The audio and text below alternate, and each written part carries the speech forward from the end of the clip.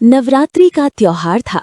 गांव के कोने कोने में ढोल, नगाड़े और शंख की आवाज गूंज रही थी। हर गली सजी हुई थी। लोग नए कपड़े पहने हुए थे। हर घर में माता रानी के भजन बज रहे थे। पर इस रोशनी और खुशी के बीच एक ऐसा घर भी था जहां अंधेरा और मजबूरी छाई हुई थी। नरेश, एक गरीब मूर्ति बनाने वाला, मिट्टी गोंद रहा है, पसीने से भीगा हुआ।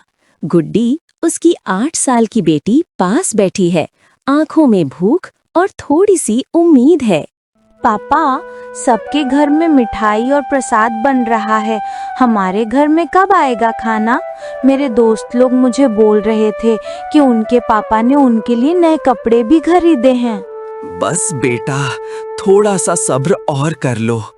एक बार ये मूर्ति बन जाए पूरी तो थोड़ी सी कमाई होगी, फिर तुझे लड्डू भी खिलाऊंगा और नए कपड़े भी दिलाऊंगा। पर पापा, सब बोल रहे थे जो माँ को सबसे सुंदर मूर्ति चढ़ाएगा उसका घर खुशियों से भर जाएगा। बेटा गुड्डी, मूर्ति सुंदर मिट्टी या सोने से नहीं, दिल की भक्ति से बनती है। जो माँ को दिल से याद करते हैं, माँ उनके पास रहती है। नरेश के पास पैसा नहीं था, लेकिन उसके दिल में माँ के लिए असली भक्ति थी। गुड्डी की भूख और गांव का दिखावा दोनों उसके अंदर लड़ रहे थे। गुड्डी उठकर बाहर चली जाती है।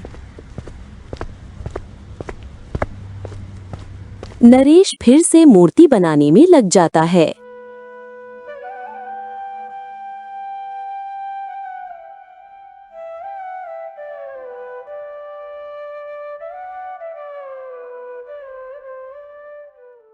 हे तुम पीले कुर्ते वाले, ऊपर चढ़कर फूलों की माला लटकाओ, ऊपर से नीचे गिर मत जाना।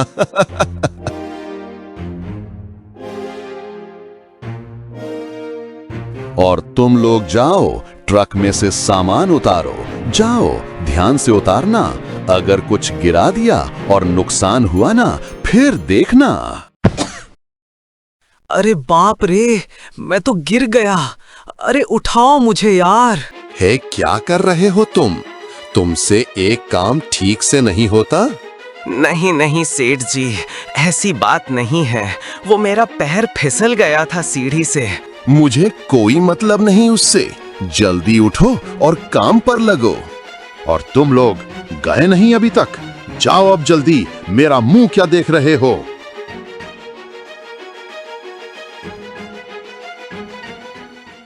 जब नरेश अपनी बेटी गुड्डी के लिए रोटी की चिंता में लगा था, तभी गांव के बीच एक और तैयारी हो रही थी, और वो कर रहा था धनराज सेठ, गांव का सबसे अमीर आदमी, जिसका एक ही मकसद था अपने धन का दिखावा करना। देखो देखो, सेठ जी फिर से सबसे बड़ी मूर्ति बनवा रहे हैं। पूरे गांव में इन्हीं की चर्चा हो रही है। लगता है इस बार सबसे बड़ी मूर्ति सेठ जी ही बनवाएंगे। अरे इनके पास तो पैसा ही पैसा है। माँ दुर्गा की सबसे बड़ी मूर्ति यही बनवाएंगे। कल उनके घर बैठक भी बैठेगी जिसमें दावत का आयोजन है और बहुत तरह तरह की चीजें भी होंगी। अरे भाई, मैं तो बस थोड़ा सा चंदा चढ़ा रहा हूँ। माँ को सोना चांदी पसंद है और मैं उनकी सेवा में कुछ भी देने को तैयार हूँ। वाह सेठ जी, आप जैसी सोच और आप जैसा भक्त आजकल है कहाँ। माँ आप पे हमेशा अपना आशीर्वाद बरसाएंगी। गांव वाले धनराज के दिखावे से अंधे हो गए थे। उनके लिए भक्ति का मतलब था सोना, पैसा और शान। लेकिन असली भक्ति का मतलब अभी उन्होंने जाना नहीं था। एक तरफ था धन का दिखावा और दूसरी तरफ एक बाप का प्यार और बेटी की भूख। अब देखना था माँ दुर्गा किसके दिल में अपना घर बनाती हैं। बाहर से आरती और ढोल की आवाज आ रही है। नरेश के छोटे घर के अंदर एक मिट्टी का दिया जल रहा है। कमरा गरीबी से भरा हुआ। गुड्डी जमीन पे बैठी है।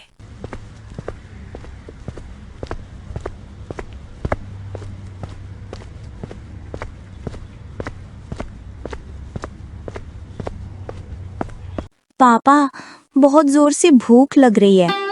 कल पंडाल से हमारे लिए भी प्रसाद आएगा ना?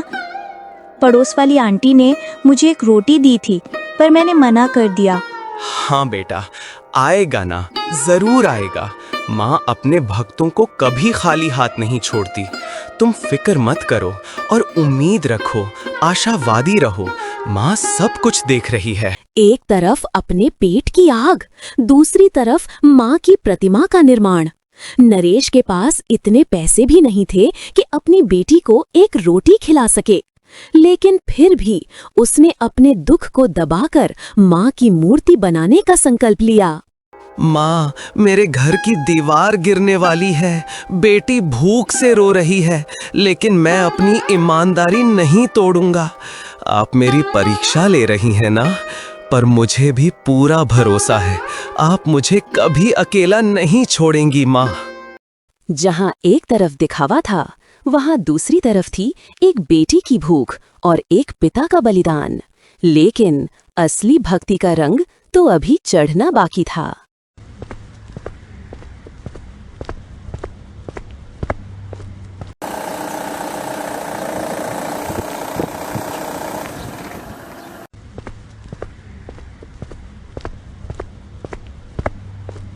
अरे नरेश, सुना है तू गांव का सबसे अच्छा मूर्तिकार है, इसलिए मैं तेरे पास आया हूँ। तेरी क्षमता बर्बाद हो रही है यहाँ। तू एक काम कर, तू मेरे लिए मूर्ति बना। नमस्ते सेठ जी, आप जो बोलो मैं पूरी कोशिश करूंगा। माँ की मूर्ति तो वैसे भी सब भक्तों के लिए होती है। मैं एक ऐसी मूर्ति बनाऊंगा जिससे कि सादगी नजर आए। नहीं, मुझे साधारण दिखने वाली मूर्ति नहीं चाहिए। मुझे चाहिए एक अलग सी मूर्ति, ऐसी जो गांव में किसी के पास ना हो, लोग देख के वाह वाह करें। क्या मतलब सेठ जी? मैं कुछ समझा नहीं। मतलब ये कि माँ के हाथ में जो तलवार होती है ना, उसके बजाय एक बड़े सोने का सिक्का बना दे। समझे ना नरेश बाबू? क्या कहा आपने? माँ की तलवार हटा के सिक्का बना दूं? ये कैसे हो सकता है सेठ जी? माँ दुर्गा का असली रूप उनकी शक्ति है, उनकी तलवार है। अगर उसे हटा दिया तो ये तो घोर अपमान होगा। ये भक्ति नहीं, व्यापार है। देख नरेश, तू गरीब है, तेरे घर में रोटी नहीं, बेटी भूखी है। सोच, इतने पैसे मिलेंगे तो तेरी जिंदगी बदल जाएगी। गुड्डी को स्कूल भेज सकेगा, एक नई जिंदगी की शुरुआत हो जाएगी। मेरे बात मान ले और ये थैला तेरा। सोच ले, अभी वक्त है तेरे पास। बाद में मत कहना कि मैंने तुझे बताया नहीं।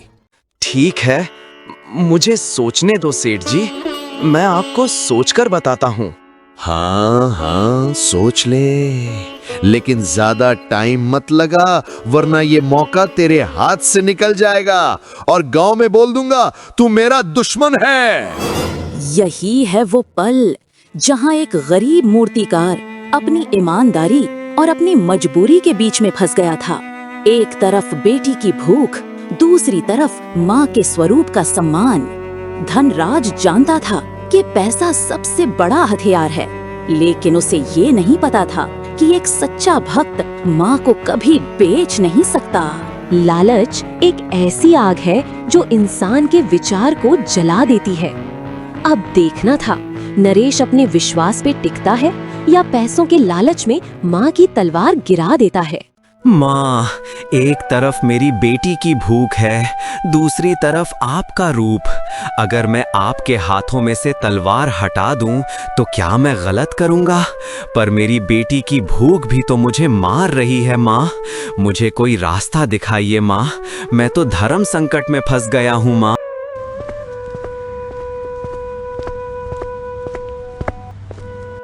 पापा, आप इतने उदास क्यों हो? मुझे बताओ ना, मैं आपकी मदद करूंगी। नहीं बेटा, कुछ भी तो नहीं, बस यही सोच रहा था कि अगर मैं मूर्ति में माँ के हाथ से तलवार हटा के सोने का सिक्का रख दूं तो हमें बहुत पैसे मिलेंगे। फिर तुझे कभी भूखा नहीं रहना पड़ेगा और स्कूल भी जा सकेगी। और जो पैसे धनराज जी हमें देंगे उनसे हमारी जिंदगी की सारी परेशानियां भी खत्म हो जाएगी। फिर हमें भूखा नहीं रहना पड़ेगा। पर पापा, माँ दुर्गा के हाथ में तलवार होती है ना, वो बुराई से लड़ती हैं, असुर को खत्म करती हैं। अगर आप उनकी तलवार की जगह पैसा रख दोगे तो माँ बुराई से कैसे लड़ेंगी? क्या पैसा माँ को पावर देगा? नहीं ना पापा, ये गलत है। बेटी, हो तो तुम छोटी, लेकिन तुम्हारी बातों में माँ की आवाज है। मैं तो लालच में अंधा होने लगा था। शुक्र है माँ का, माँ ने बचा लिया, नहीं तो आज मैं माँ की परीक्षा में फेल हो जाता। शुक्रिया बेटा। बचपन की जुबान कभी कभी सबसे बड़े पाठ सिखा जाती है। गुड्डी की मासूम बातों ने नरेश के दिल से लालच का अंधेरा मिटा दिया। उसने समझ लिया, पैसा इंसान को रख सकता है, लेकिन माँ की शक्ति और आशीर्वाद के बिना कुछ नहीं। माँ, आज मेरी बेटी ने मुझे रास्ता दिखाया। मैं अपनी ईमानदारी नहीं बेचूंगा, चाहे मेरी जेब खाली हो, पर आपके रूप को कभी बिगड़ने नहीं दूंगा। माँ, मुझे माफ करना और मुझे हिम्मत दो माँ। चलो, अब मैं माता के हाथ में तलवार बनाना शुरू करता हूँ। नवरात्रि का पहला दिन आ गया था। गांव वाले सबसे बड़ी मूर्ति देखने के लिए उत्सुक थे। एक तरफ धनराज के पंडल का शान और शौकत, और दूसरी तरफ नरेश की मूर्ति जिसमें बस ईमानदारी और श्रद्धा का रंग था। ये देखो सेठ जी का पंडाल, क्या रोशनी है, क्या इंतजाम है, क्या चकाचौंध है, वाह। पर अभी तो असली मूर्ति देखना बाकी है। वैसे सुनने में आया है कि नरेश भी एक मूर्ति बना रहा है, बिना पैसों के। नरेश जैसा गरीब क्या ही बनाएगा? असली मूर्ति तो यहीं होगी, मेरे पंडाल में। देखते जाना तुम लोग भी।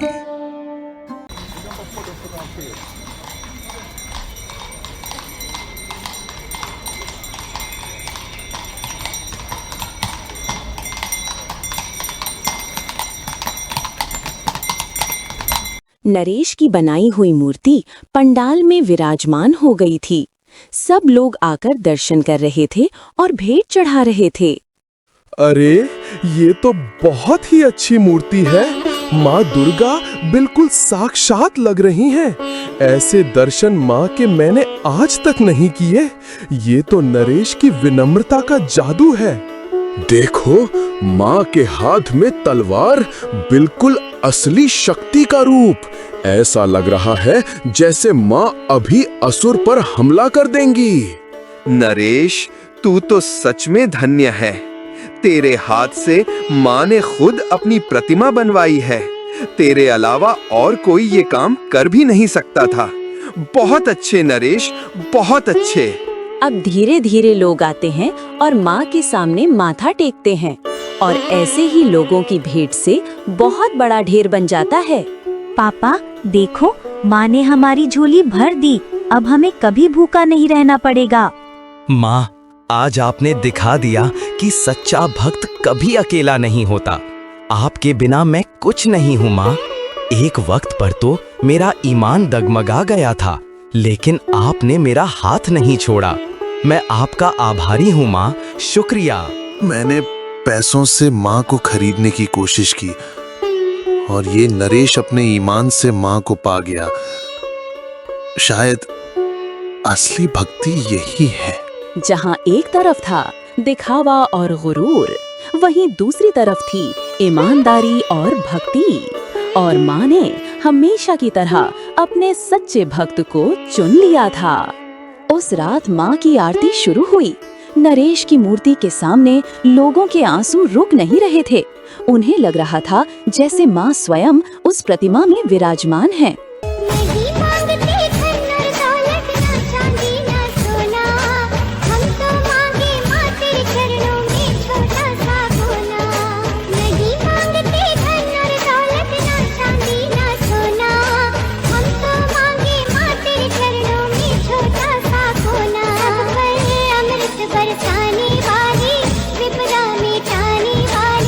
सतियों की सत को संभारती।